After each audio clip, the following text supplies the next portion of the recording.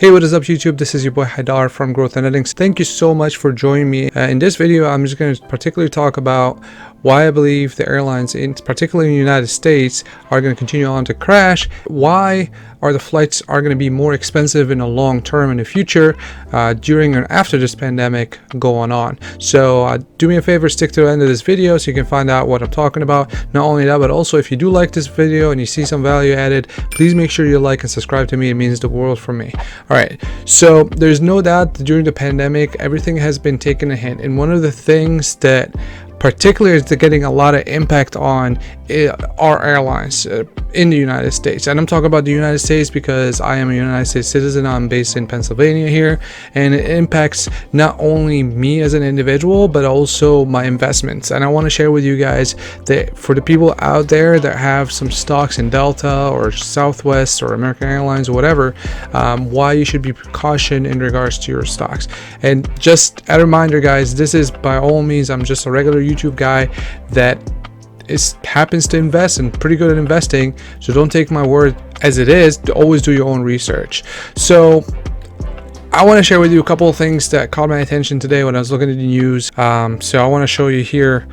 So if we look at the screen here in Bloomberg, is stating that the airlines are cutting summer flights up to 90% with remote, right? So obviously with this pandemic, a lot of people have lost their jobs and a lot of people cannot afford to actually flying. Not only that, but there's a lot of companies, for example, like consulting companies that used to fly their employees on a regular basis are not doing it right now because, again, it's pandemic and not all businesses are open. Therefore, there's not a lot of demand for consulting services.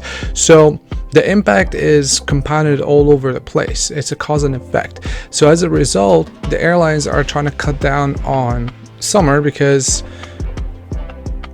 services because they cannot really afford to sustain their own employees because there's not a lot of demand for their services. So as a result, now we're going to see what? When you cut something down from a job wise, you're going to see more unemployment skyrocket. And more unemployment, that means the economy is going to get worse. So I want to show you this one here. Delta issues a layoff warning to pilots. So right here, Delta has issued notices of 2,558 pilots warning potential layoffs. Not only that, but also Delta as well is saying that taking 15% cut to keep your jobs. These are for the pilots mainly.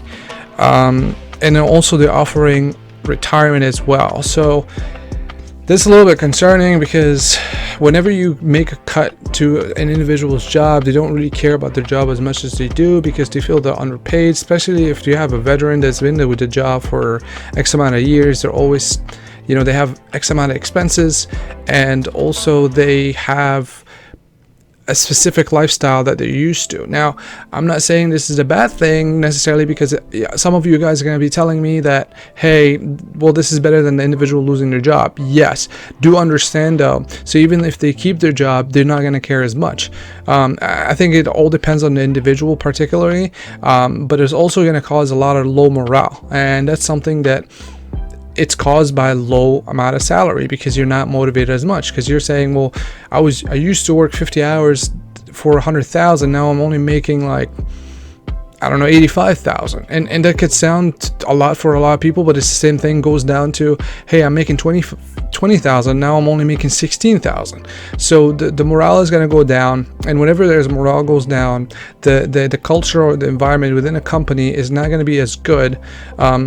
So definitely, even when you see some lower services, now you're going to see some bad services as well in the low services because a lot of people are not going to be as patient as they used to be because they're not as motivated incentive wise to do what they need to do fully. Now, another thing too that is a concern to keep in mind is that when they cut down, for example, I want to show you this one. United braces 36,000 employees for potential job cuts and a pandemic rules travel demand. So like back to what I said earlier in this video is that there's not a lot of demand for traveling because a lot of people lost their jobs. They're not affording vacations anymore. A lot of companies lost their revenue, so they're not employing a lot of people that used to travel. So therefore obviously the airlines are going to have to respond to that by cutting down jobs as well from their employment. Same thing with American Airlines here. It looks like American Airlines warns like up to 25,000 job cuts. That's insane. That's a lot of jobs they're going to be cut down. So this job cuts right here cover unionized employees, including pilots, flight attendants, mechanics, airport workers, represent nearly 30% of the company's 85,000 frontline workers in its U.S. mainline operation. American previously cut 30% of its corporation staff, or 5,000. So now they're looking to cut even more than what they actually cut. So this is not just one company, it's all the airlines. They're trying to cut as much as they can, and it makes a lot of sense. Now, obviously, when you cut a lot more services, the service provider becomes scarce. That means if there are to be demand picking up during the summer, then tickets are going to be a lot more expensive.